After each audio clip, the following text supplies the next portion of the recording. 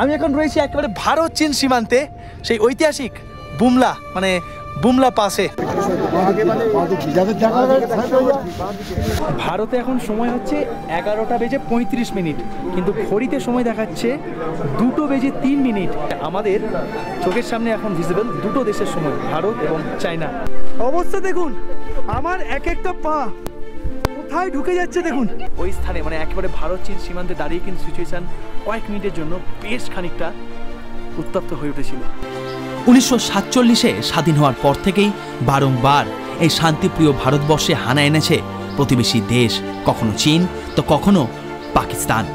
তবে ভারত মায়ের বীর সন্তানেরা ভারতীয় সেনাবাহিনী বরাবরই তাদের মুখের ওপর জবাব দিয়েছে একেবারে কড়া হাতে। সে 1962-র ভারত চীন যুদ্ধে হোক কিংবা 1999-এর ভারত পাক কার্গিল যুদ্ধ। আমাদের ইন্ডিয়ান সোলজার, আর্মি, এয়ারফোর্স এবং নেভি এই তিনটেই যা উন্নত হয়েছে, অতএব এক পা এগিয়ে 3 পা পিছিয়ে যাচ্ছে চায় না। তবে আজকে অরুণাচল ঘুরতে এসে আমরা যাব সেই ঐতিহাসিক বুমলা পাসে, যা ভারতীয় সেনাবাহিনীর কাছে খুব গুরুত্বপূর্ণ একটা জায়গা, এবং আমাদের সামনে যেখানে থাকবে প্রতিবেশী দেশের সেনাবাহিনী মাত্র কয়েক মিটার দূরত্বে। কি জায়গা ভাই, কি জায়গা, ওরা কাউকে বিশ্বাস করা যাবে না। আমরা এখন এলাম সুবেদার যোগেন্দ্র সিং ওয়ার মেমোরিয়ালে, আর এখানে আসতেই শুরু হয়েছে স্নোফল। আর এর সাথেই ধন্যবাদ জানিয়ে রাখছি আমাদের এবারের কলকাতা থেকে অরুণাচল ভ্রমণের সহকারী travel partner Sarkar tour and ট্রাভেলসকে। তাদের সাথে যোগাযোগের সমস্ত তথ্য দেওয়া রয়েছে ডিসক্রিপশন বক্সে।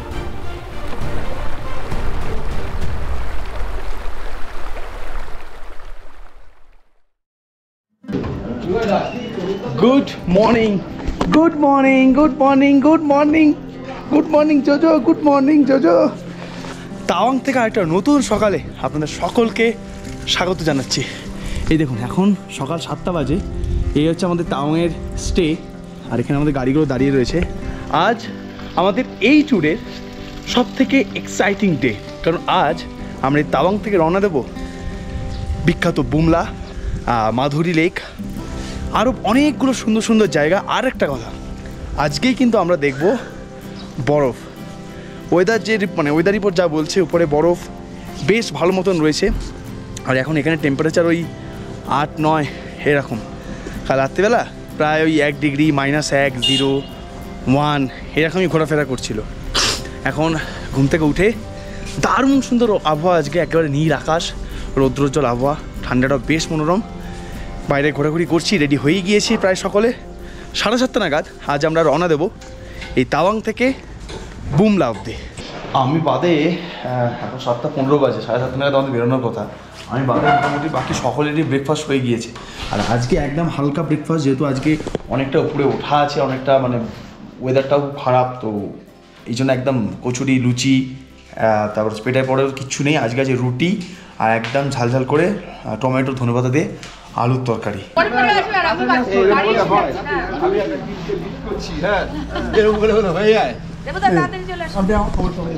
সকলে একদম তৈরি আজকে বুমলা পাস, মাধুরী লেক, আরো পিটিসো লেক সব যাওয়ার জন্য।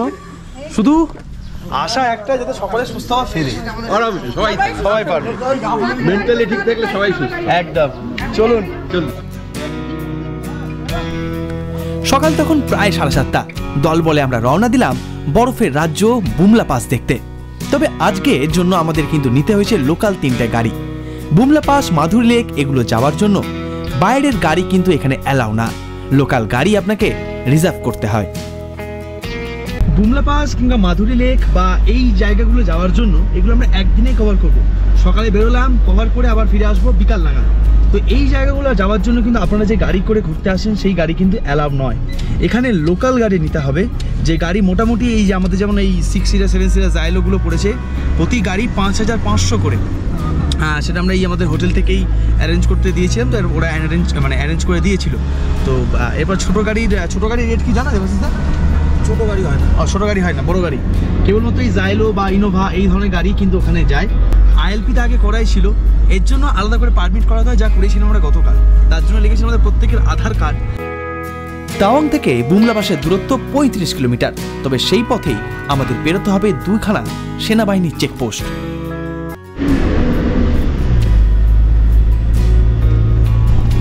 পিছনে চেকপোস্ট ছিল, ওখানে ভিডিও করা বারণ, তাই আর আমার সিকিউরিটির কথা মাথা রেখে ভিডিও করলাম না। এটা হচ্ছে ফার্স্ট চেকপোস্ট। এখানে আমাদের যে পারমিট বুমলার সেটা চেক করা হচ্ছে, আর আমাদের একটা গাড়ি সেটা পারমিটটা দিচ্ছে, বাকি 3টে গাড়ি আমরা এখন আগে বেরিয়ে এলাম। তো ऐसे और कितना चेक पोस्ट मिलेगा? और एक मिलेगा और एक मिलेगा सामने কেলেমট্রা। আর একটা চেকপোস্ট থাকবে যেখানে আমাদের ওই পারমিটটা দেখাতে হবে।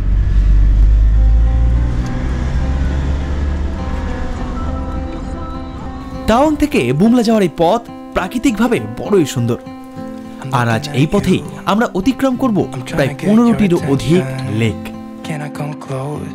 আর সেই তালিকার শুভ সূচনা হলো সমুদ্রপৃষ্ঠ থেকে প্রায় 12,000 ফুট উচ্চতায়, চারিদিকে বড় বড় পাহাড় দিয়ে ঘেরা, বরফে মোড়ানো ছবির মতন সুন্দর পিটিশো লেক দিয়ে। You know, this could be like heaven. I am right here, doing my best to make you feel like I do. And just for a second, you're looking at me, making me feel like maybe you want this too. Give me your attention.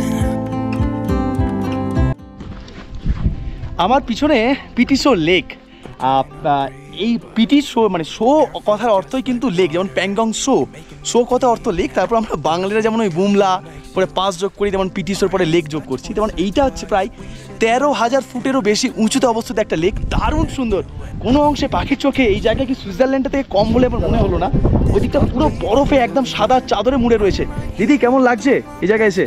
খুব সুন্দর, খুব সুন্দর, একদম বরফ। আর ওই বাড়িগুলো মাঝে মাঝে পুলিশ চৌকিগুলো গ্রিনি করে দিয়েছে, পুরো মনে হচ্ছে সুইজারল্যান্ড খানি, সুইজারল্যান্ড দারুণ। Me feel like maybe you want this too.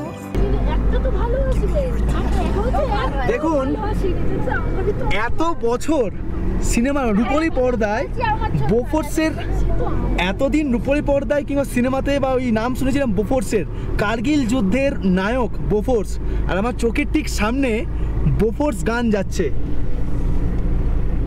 Wow, মানে আমরা যারা এইসব নিয়ে একটু কালচার করেছি বা কালচার করি আর কি, তাদের কাছে এই গান মানে এই আর্টিলারির বোফোর্স স্বপ্নের রানীর মতন।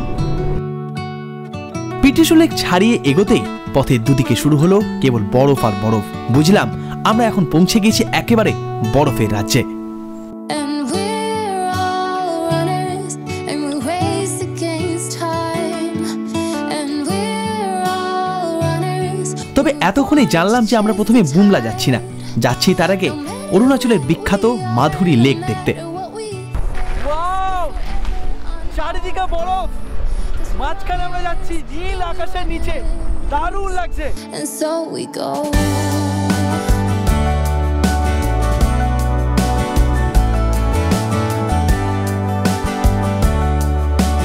সামনেটা পুরো একেবারে সাদা, তার মাঝখান দিয়ে আমাদের পথ। রাস্তাঘাট অরুণাচলের টু গুড, মানে বছরখানেক আগে অব্দি রাস্তা এত ভালো ছিল না, কিন্তু এখন পুরো মাখনের মতো রাস্তা। আর একটু আগেই আমরা ক্রস করলাম বুমলা যাওয়ার রাস্তা। ডান দিকের রাস্তা বুমলা যায়, আর বাঁ দিকের পথ ধরে আমরা এখন যাচ্ছি সাঙ্গেতসা লেক বা বিখ্যাত মাধুরী lake.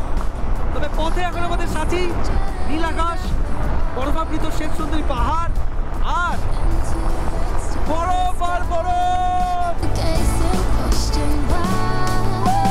And we're all runners, and we race against time. জানি না কেন, তবে বরফ দেখলেই আমার মন একেবারে আনন্দে নেচে ওঠে। তাই চারিদিকে যখন খালি বরফ আর বরফ, গাড়ির ভেতর আমরা চারজন একেবারে গান চালিয়ে নাচতে ব্যস্ত। তবে একটু আগেই পথ দেখলাম বেঁকে গিয়েছে বাম দিকে। শুনলাম ডান দিকের পথ চলে গেছে বুমলা, আর বাম দিকের এই পথ ধরে আমরা এখন চলেছি সাঙ্গেতসা লেক বা মাধুরী লেকের জন্য। So we go.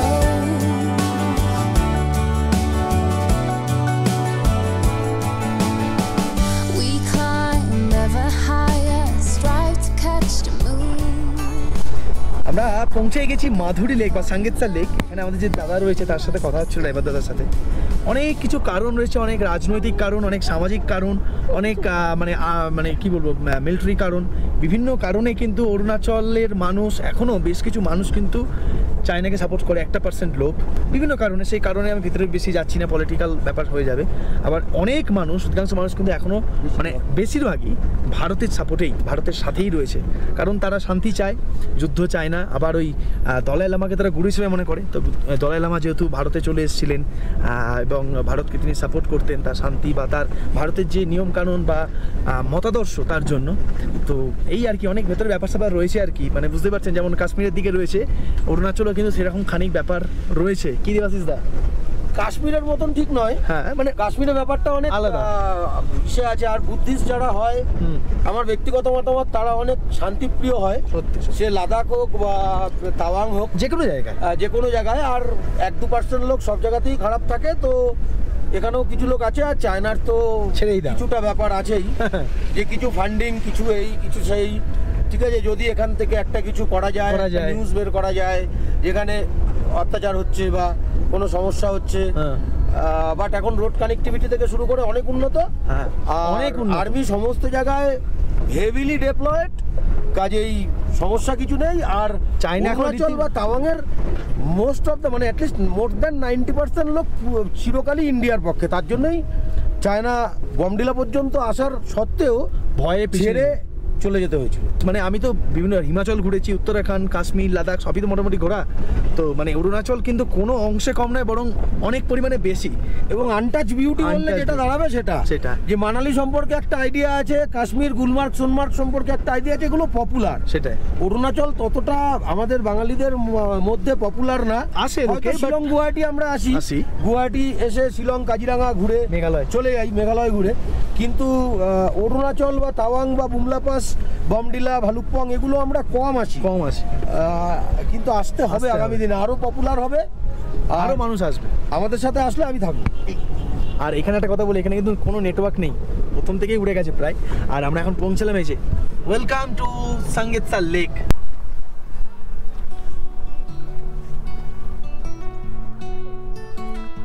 1997 বলিউডের শাহরুখ কাজলের বিখ্যাত কোয়লা মুভির এই দৃশ্যটা নিশ্চয়ই অনেকেরই মনে আছে। হ্যাঁ, এইটাই হলো অরুণাচলের সেই বিখ্যাত সাঙ্গেতসা লেক, যা কিনা এই কোয়লা মুভির মাধুরী দীক্ষিতের নাচের পর নাম হয়ে যায় মাধুরী লেক, যা আজকে অরুণাচলে ঘুরতে আসা পর্যটকদের কাছে অন্যতম দারুণ আকর্ষণ।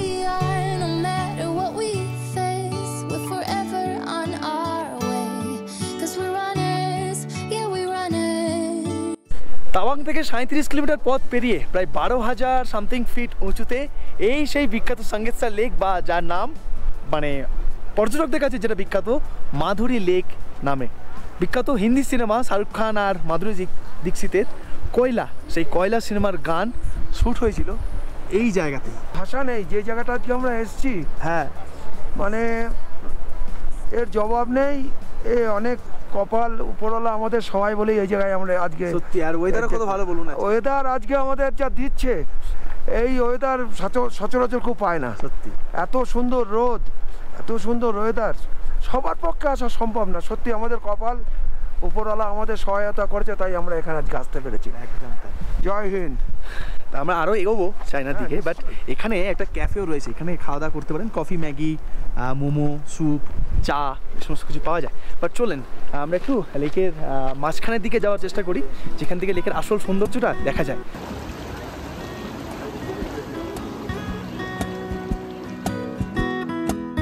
ভৌগোলিক তত্ত্ব অনুসারে 1950 সালে এক বিশাল ভূমিকম্পের ফলে সৃষ্টি হয়েছিল এই সাঙ্গেতসা লেক।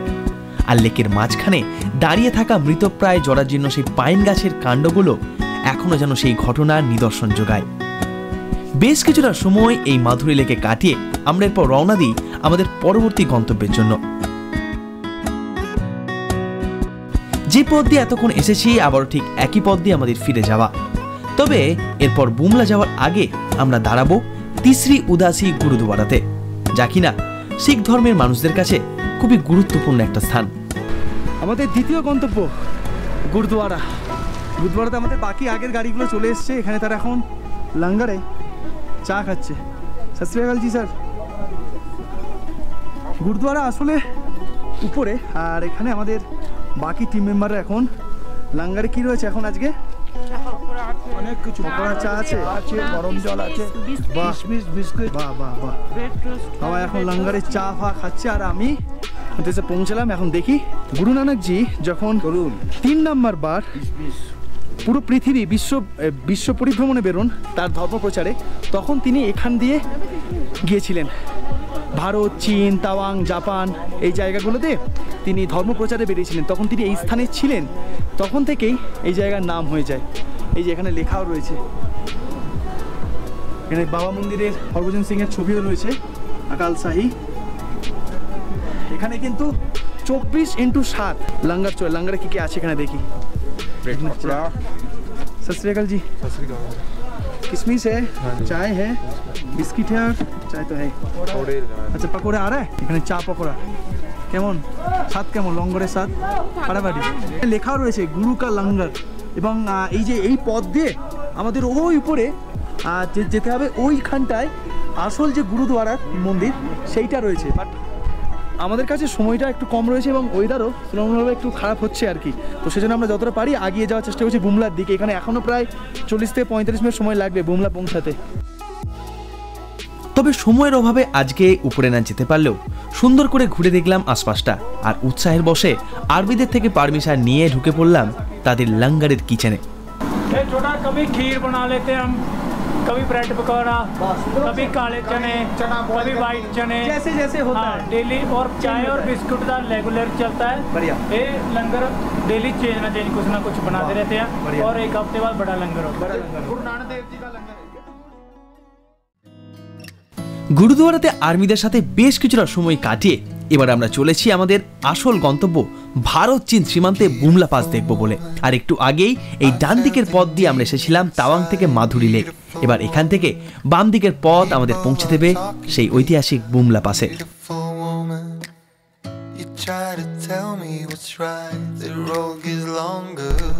এখন কলকাতা শহর ঘুরছে প্রায় 39-38 ডিগ্রি টেম্পারেচারে, আর আমরা এখন রয়েছি প্রায় মাইনাসের টেম্পারেচারে। কলকাতা শহরে উঠ নামলো বলে আর আমাদের চারিদিকে স্নোবোর্ড নামলো বলে চারিদিকটা একেবারে সাদা।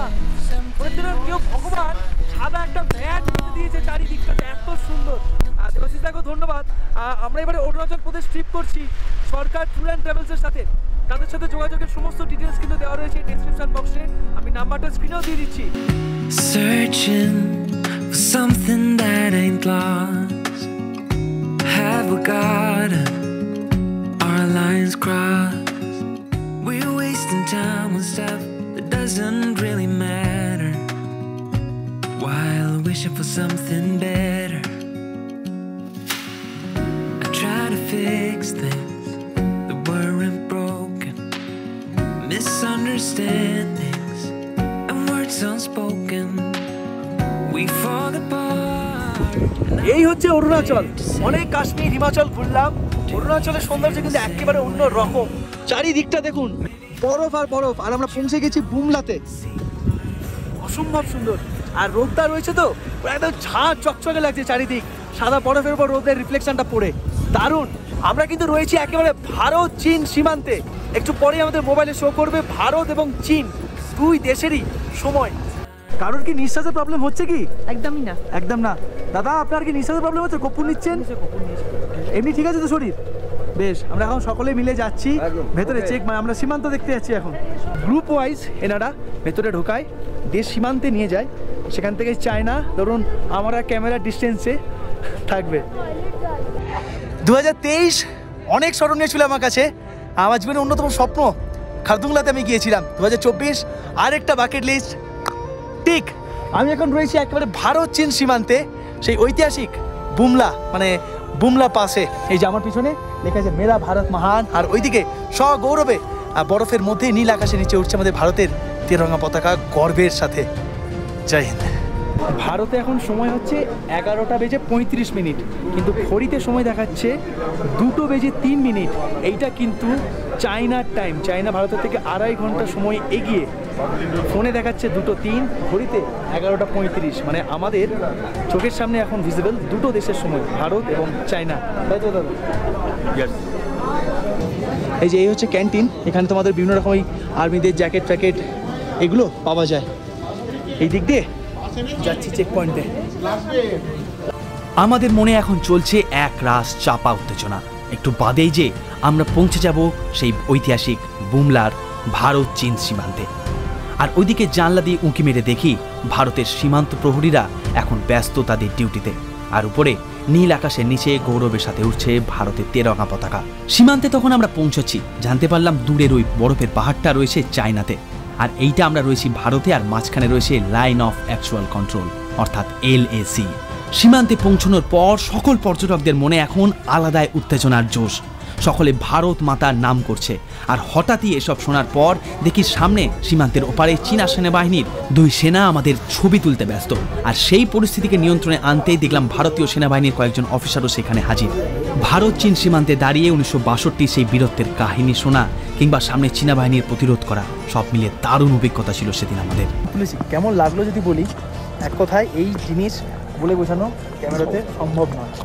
এক অন্য স্পৃহা, এক অন্য জোশ। সামনে দেখলাম চাইনিজ আর্মি বেশ কিছুজন অফিসার এসে আমাদের দেখছে, ছবি তুলছে।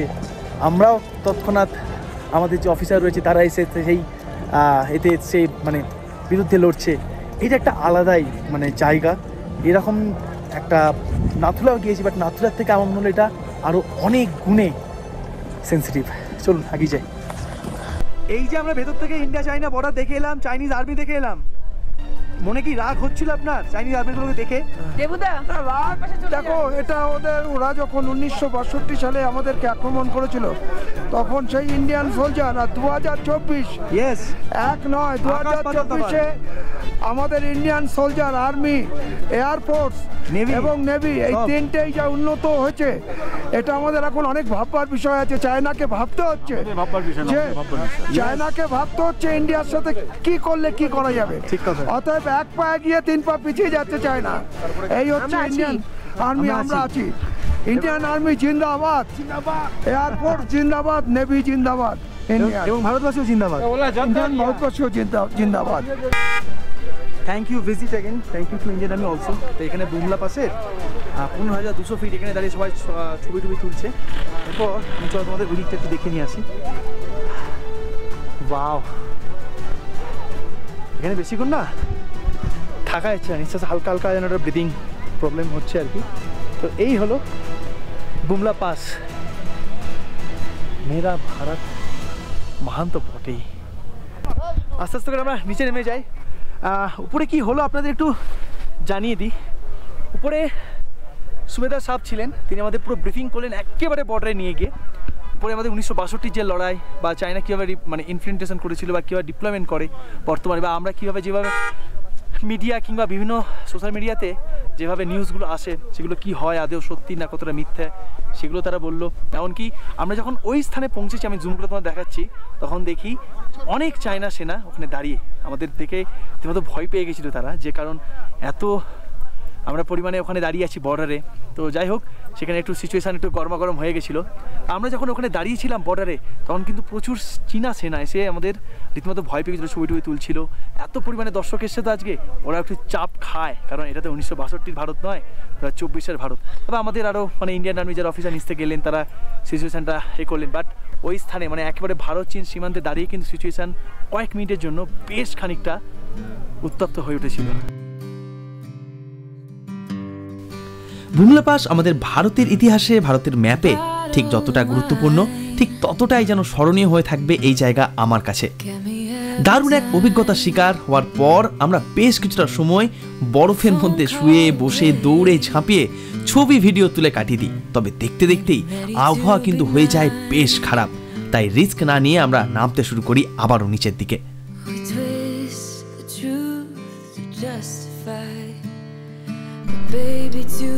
আমরা এখন এলাম সুবেদার যোগেন্দ্র সিং ওয়ার মেমোরিয়ালে, আর এখানে আসতেই শুরু হয়েছে স্নোফল। ওয়াও, দেখুন এই হচ্ছে ওয়ার মেমোরিয়াল, আর চারদিকের ওয়েদার আস্তে আস্তে খারাপ হচ্ছে। আমরা উপরে যাই। ওয়াও, কি সুন্দর দেখুন, দারুণ দারুণ দারুণ দারুণ।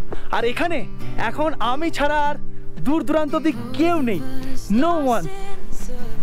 স্নোফলটা আর একটু বাড়ুক, দেন আর একটু মজা হতে পারে।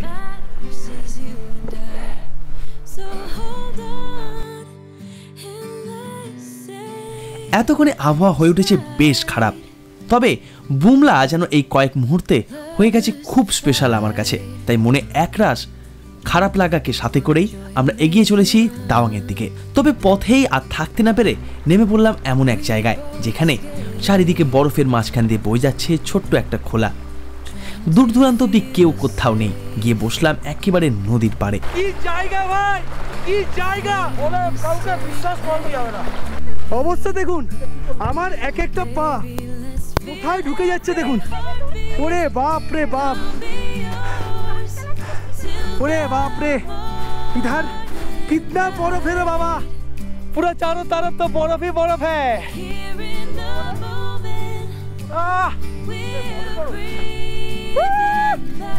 Welcome to Arunachal Pradesh. दारुण सुंदर,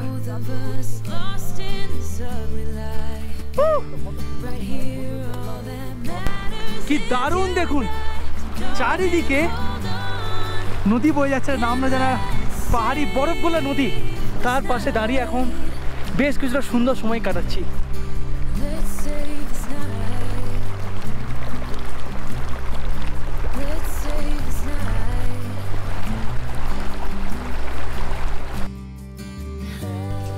আবহাওয়া এতক্ষণে হয়ে গেছে বেশ খারাপ, তাই এবার শত দুঃখকে সাথে করেই বুমলাকে ছেড়ে আমরা রওনা দিলাম তাওয়াংয়ের জন্য।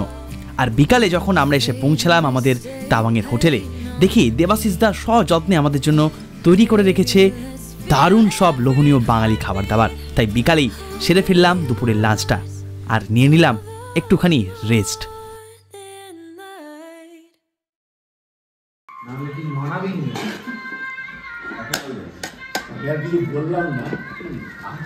তাওয়াংয়ে এখন টেম্পারেচার 5 ডিগ্রি, আর 5 ডিগ্রিতে এখন আমাদের মেনু হচ্ছে আজকে রাতের বিরিয়ানি, চিকেন বিরিয়ানি গরম গরম। এখানে আবার 50% মানে গান চলছে। একটু খেয়ে একটু এক্সপ্রেশনটা শুনি একটু, কেমন কেমন দাদা? ঠিকঠাক? চিকেনটা কি একদম জুসি নরম ঠিকঠাক আছে? ও পারফেক্ট, বাহ বাহ বাহ। এখানে সবাই এখানে এখন বিরিয়ানি দেওয়া পর্ব চলছে। আর যারা বিরিয়ানি খাবে না তাদের জন্য অপশান রয়েছে ভাত, ডাল আর হচ্ছে রায়তা তো বিরিয়ানির সাথে রয়েছে, চাটনি পাঁপড় রয়েছে, ভাত আছে, ডাল আছে, ভাত আছে, ডাল আছে, ভাজা আছে, আলু সেদ্ধ আছে, আলু সেদ্ধ আছে, মাছ ভাজা আছে, মাছ ভাজা আছে, চাটনি পাঁপড় আছে। গরমা গরম চিকেন বিরিয়ানির সঙ্গে সালাড রয়েছে, রায়তা রয়েছে। ও একদম লাইট একটা বিরিয়ানি, কারণ ওগুলো কোনো গন্ধ নেই। আর মটন নাচানোর কোনো ওখানে গল্প নেই, কি তাই তো? মটন নাচানোর কোনো গল্প নেই। তবে চিকেন বেশ ভালো রকমই ঝরে পড়ছে, নরম হয়েছে, বাট ওই ঝরে ঝরে পড়ছে না। না, এ তো বিরিয়ানির দোকান না, আর বিরিয়ানির দোকানের বিজ্ঞাপন বা সেরকম কিছু না। ঝরে ঝরে পড়ছে, পড়ে গেল এরকম কোনো ব্যাপার নেই। আমাদের টুরস অ্যান্ড ট্রাভেলস কোয়ালিটি খাবার থাকে, বিরিয়ানি বলে কোনো কথা না। বিরিয়ানি বা পোলাও এগুলো যেরকম থাকে, পাশাপাশি চাইনিজ আর সমস্ত রকম বেঙ্গলি আইটেম থাকে, আর কোনো আইটেমই রিপিট করা হয় না।